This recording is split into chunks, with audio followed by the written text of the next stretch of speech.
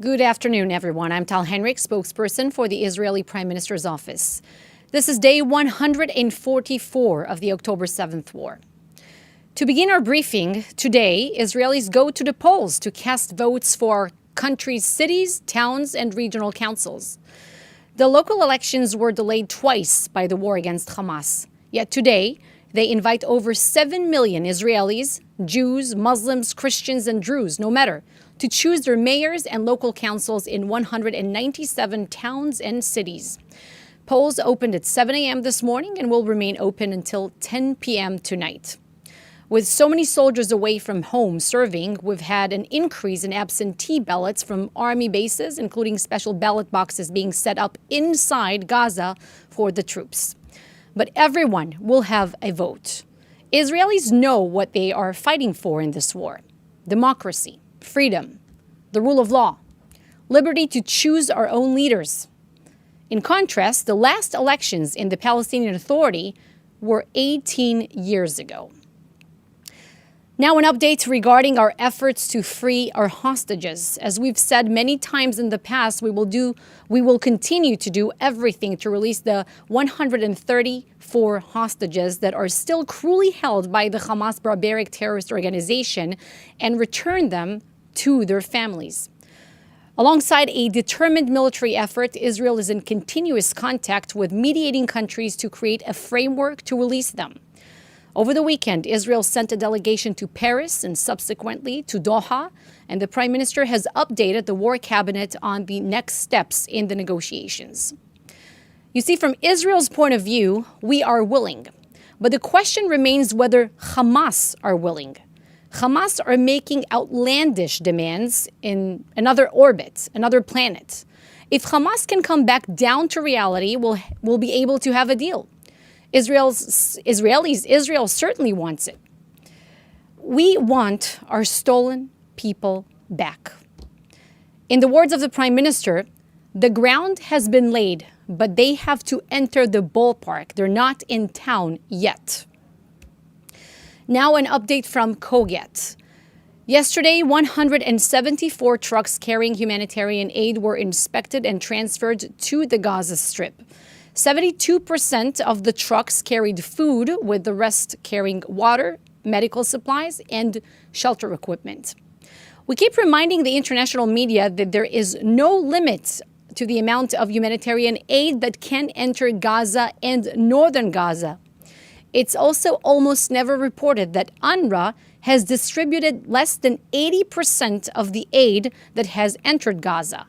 There is still a huge amount of aid waiting to be distributed on the Gazan side of Kerem Shalom. UNRWA's complicity with Hamas, looting, and Hamas stealing of the aid are key reasons as for why aid is not reaching those who need it the most.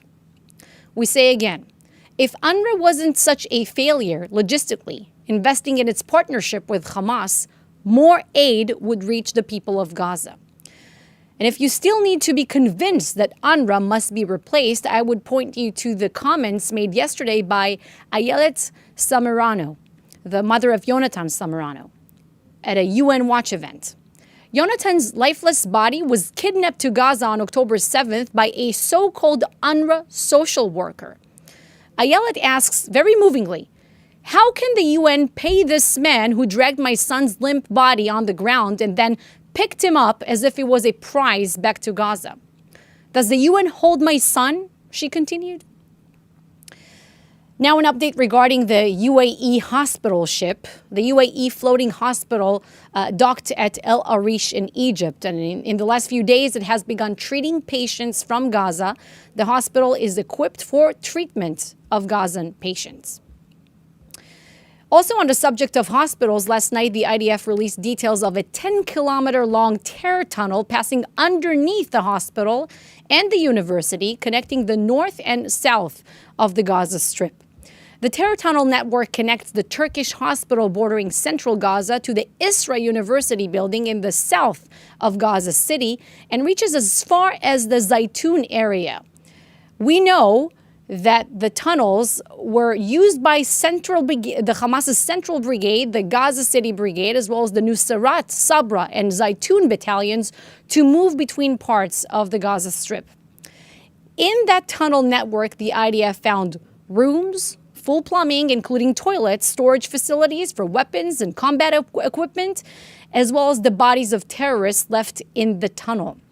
Now, the reason why I'm bringing this to your attention is that Hamas has spent millions of dollars building this network for its military, below schools, underneath hospitals and homes.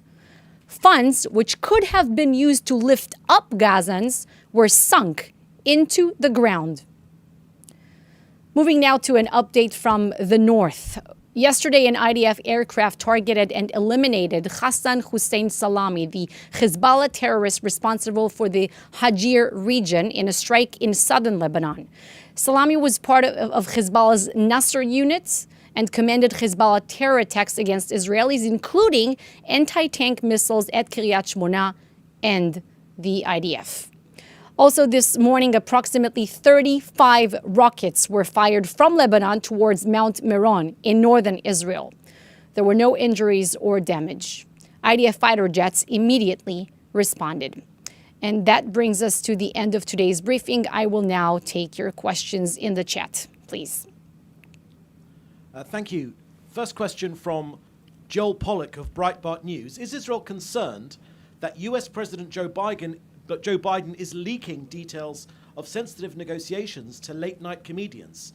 Is there a chance of a deal by Monday, or is it just the day before the Democratic presidential primary in Michigan? First, I'd like to say that there's no daylight between Washington and Jerusalem in what pertains to the goals of this war that we didn't start and didn't want. The way we set out, we defined these goals, which are, we all want to see the hostages, of course, back home, reunited with their families. We want to see Hamas eliminated. We want to make sure that Gaza will never pose a terror threat to Israelis again. And while Israel and the IDF are pursuing these goals, we want to see the minimal civilian casualty and suffering on the Palestinian side. Regarding hostages negotiations, once we'll have something to make official, to announce, we'll make an announcement. That is not the case right now. We are still pursuing, as I said, diplomatic efforts behind the scenes, as well as hitting Hamas hard on the ground, the military pressure. We're crushing them above the ground, below the ground, dismantling their command chains, their battalions, their terror infrastructure, as I just stated, because we know that the one thing that works against Hamas is the combination of military pressure and diplomatic pressure. That's what has led to the framework that we saw back in November that saw the release of more than 100 hostages. We certainly hope that we could reach another framework of this kind again. If it was up to us, we want to see all hostages released, 4 months ago, yesterday, today. Why wait? But Hamas has presented terms so far that have been delusional, as the Israeli Prime Minister Netanyahu referred to them, or U.S. Secretary of State Blinken called them non-starters just a few days or a week and a half ago. We are willing, we are ready, but Hamas they have to come down to earth. Yes. Thank you. Question from Paul Adams at the BBC. US officials say that Israeli attacks on policemen in Gaza is a major factor affecting the delivery of aid in Gaza. Has the US asked Israel to stop such attacks? I'm not familiar with these reports. I have to tell you that, as I said, there's no limit on the amount of humanitarian aid that is able to enter Gaza daily. In fact, there's a backlog of trucks, not on our side of the border, but on the Gazan side of the border, because Israel, we have one mission in what pertains to the entrance of humanitarian aid into the Gaza Strip. Our mission is to inspect the trucks that are coming in for a very good reason. We don't want to see any kind of dual-use equipment or ammunition, of course, funneling in, something that could help the Hamas terrorist regime. So we inspect those trucks, and in fact, we have access capacity to inspect more trucks than the ones that are coming in. I just said in the briefing that UNRWA fails to deliver this aid, and this is one of many other other reasons as for why we believe that this agency should be replaced. Thank you. That was the last question. Okay. Thank you so much. We'll be here again tomorrow.